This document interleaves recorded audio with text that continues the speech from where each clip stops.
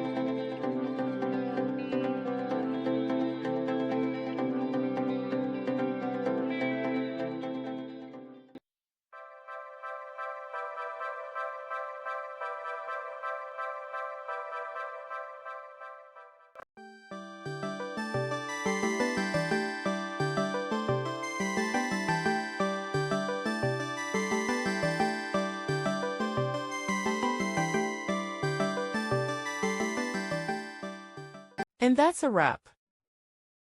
I hope you found the answer you were looking for.